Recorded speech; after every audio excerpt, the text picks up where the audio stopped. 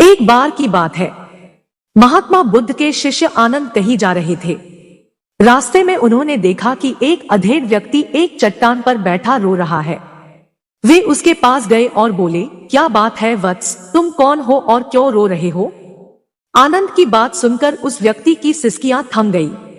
वह अपने आंसू पोंछता हुआ बोला, मैं पास के गांव का रहने वाला एक बदनसीब व्यापारी हूँ। मैं जो भी काम करता हूँ वह बिगड़ जाता है। व्यापार के चक्कर में मैंने अपनी पत्नी के गहने गंवा दिए, मैंने अपने परिवार को भी खो दिया, यहाँ तक कि मेरा घर भी गिरवी पड़ा है। मुझे तो लगता है कि मैं किसी काम का नहीं हूँ, मेरी किस्मत ही खराब है। उसकी बात सुनकर आनंद बोले, तुमसे किसने कहा वत्स कि तुम्हारी किस्मत खराब है? जरा मैं भी तो जानूं कि तुम्हारी किस्मत में क्या खराबी है।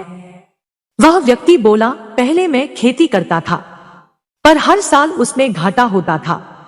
कभी सूखा पड़ जाता तो कभी ज्यादा बारिश के कारण फसल बर्बाद हो जाती। इससे परेशान होकर मैंने व्यापार करने का निश्चय किया। मैंने पत्नी के गहने बेचकर अपना व्यापार शुरू किया, लेकिन मेरा व्यापार नहीं चला। शुरू में परिवार वालों ने मेरा साथ दिया, लेकिन जैसे जैसे मुझे नुकसान होने लगा, मेरे परिवार वाले भी मुझसे दूर हो गए। मैं यह सब उनके लिए ही कर रहा था, लेकिन अब वे लोग मुझे देखकर नजरें फेर लेते हैं और मुझे ही मेरे परिवार की दुर्दशा का जिम्मेदार ठहराते हैं। उस व्यक्ति ने एक लंबी सी सांस ली और फिर बोला, मेरा एक मित्र है, उसने भी मेरे साथ अपना व्यापार शुरू किया था। उसका व्यापार अच्छा चल रहा है। वह जब भी मेरे घर आता है तो अपनी सफलता की कहानियां सुनाता है। उसकी बातें सुनकर मेरे घर वाले भी कहते हैं कि उसे देख और कुछ सीख। हमें तो लगता है कि तेरे वश का कुछ भी नहीं है। उन लोगों की बातें सुन सुनकर अब तो मुझे भी लगने लगा है कि शायद मेरे वश का कुछ भी नहीं है। अब तो मुझे अपना जीवन ही व्यर्थ लगने लगा है। मेरे मन में ख्याल आता है कि अपना जीवन समाप्त कर लूं। मैं यहाँ आया भी इसी इरादे से था, लेकिन हिम्मत नहीं कर पाया, इसीलिए यहाँ एकांत में बैठा विलाप कर रहा था। आनंद बोले, ओह, तो ये बात है। वैसे क्या तुम इसके अलावा कुछ और भी कहना चाहते हो? उनकी बात सुनकर वह व्यक्ति बोला, एक और मेरा हर काम खराब हो जाता है, दूसरी ओर मेरा मित्र है जो हर समय मुझे नीचा दिखाने का प्रयत्न करता रहता है। मुझे समझ में ही नहीं आता है कि मैं क्या करूं। आनंद बोले, क्या तुम अपने मित्र की बातें सुनकर दुखी हो जाते हो? हाँ, मैं उसकी बातें सुनकर स्वयं दुखी हो जाता हूँ, उस व्यक्ति ने जवाब दिया।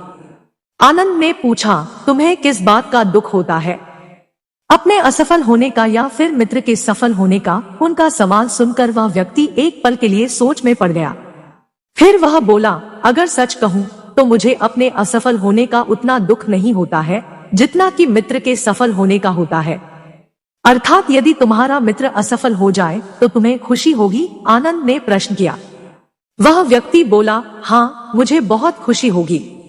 इसका मतलब है कि तुम्हारी खुशी तुम्हारे मित्र पर निर्भर है। आनंद बोले, अगर वह चाहे तो तुम्हें खुश कर सकता है और अगर वह चाहे तो तुम्हें दुखी कर सकता है। तुम स्वयं से न तो खुश हो सकते हो और न ही दुखी हो सकते हो, अर्थात तुम अपने मित्र के गुलाम हो गए हो, इसलिए तुम्हारा कुछ नहीं हो सकता। ऐसा न कहे महत्मन, उस व्यक्ति ने हाथ जोड़ दिए। आपकी बातें सुनकर मुझे कुछ आशा बंध रही है। आनंद बोले, जब हम किसी से आशा बांध लेते हैं तो उस पर निर्भर हो जाते हैं।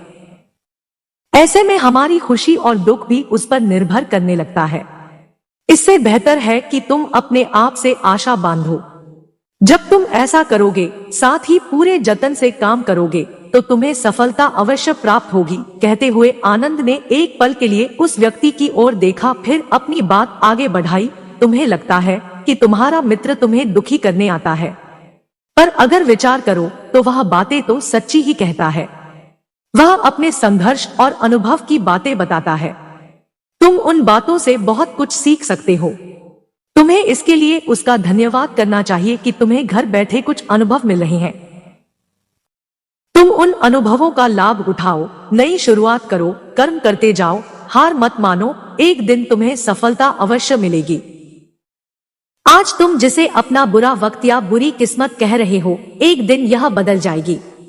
इसी के साथ तुम्हारे विचार भी बदल जाएंगे और देखना जब तुम्हारा अच्छा वक्त शुरू होगा तब तुम्हारा मित्र भी तुम्हें अपनी सफलताओं की कहानियां नहीं सुनाएगा, तब वह अपनी असफलताओं की बातें बताएगा ताकि तुम उसकी बातें सुनकर भ्रमित हो जाओ, तुम्हारा आत्मविश्वास हिल जाए और तुम गलत निर्णय ले सको।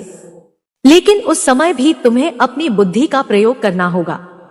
तुम्हारा मित्र जैसे आज तुम्हें दुखी करने आता है, उसी तरह उस समय भी वह तुम्हें दुखी करने आएगा, क्योंकि जिस तरह उसे दुखी देखकर तुम्हें मजा आता है, उसी तरह उसे भी तुम्हें दुखी देखने में उतना ही मजा आता है।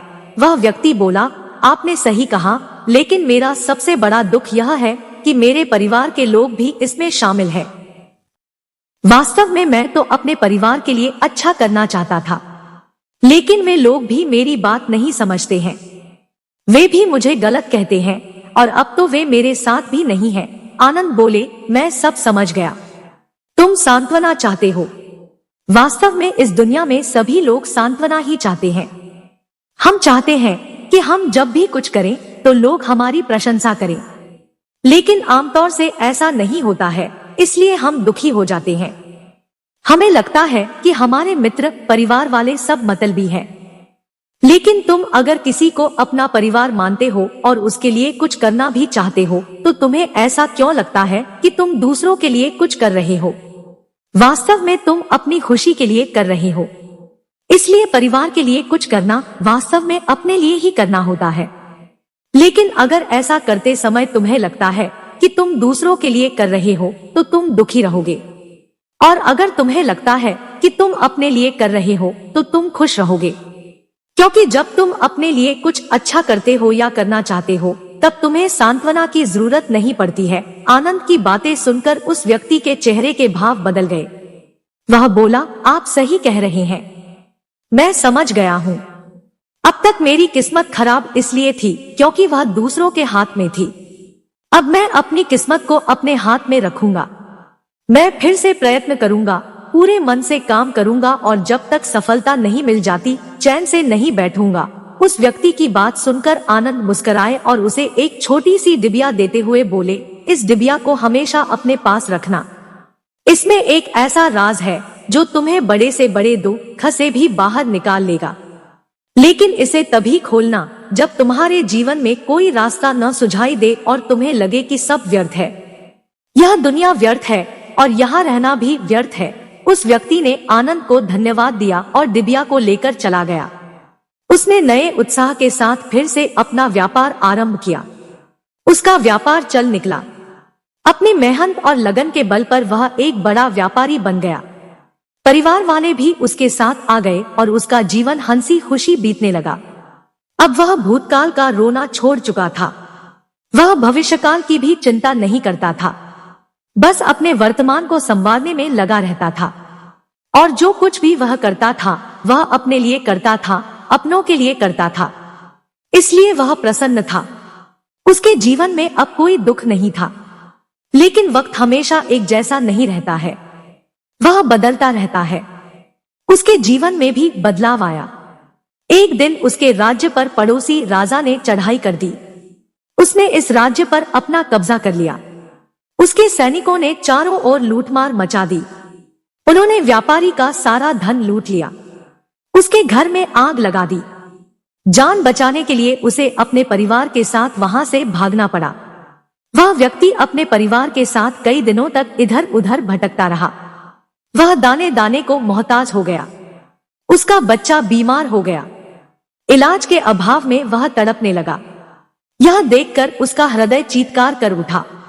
वह कैसे अपने बच्चे का इलाज कराए? उसके पास तो खाने के लिए भी पैसे नहीं थे। ऐसे में उसे एक बार फिर निराशा ने घेर लिया। उसे लगने लगा कि उसका जीवन व्यर्थ है, सारी दुनिया व्यर्थ है, किसी भी बात का कोई मतलब नहीं है।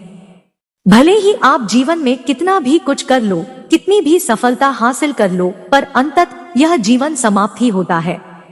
तो फिर ऐसे में जीवित रहने का क्या फायदा? इससे तो अच्छा है कि वह अपना जीवन समाप्त कर ले। लेकिन तभी उसके दिमाग में आनंद की दी हुई डिबिया कौंध उठी। उसने उत्सुकता के साथ उसे खोला। डिबिया के भीतर एक पर्ची रखी हुई थी। पर्ची पर कुछ लिखा हुआ था। उसे पढ़कर उसकी आंखों के आगे छाया निराशा का अंधेरा छंट गया और वह मुस्करा पड़ा। पर्ची पर लिखा हुआ था, यह समय भी बीत जाएगा। उसने डिबिया को अपनी मुट्ठी में भींच लिया और एक नई शुरुआत के लिए उठ खड़ा हुआ। दोस्तों, इस कहानी से आप क्या समझे कमेंट करके जरूर बताइए और हमारे चैनल को सब्सक्राइब भी कीजिए।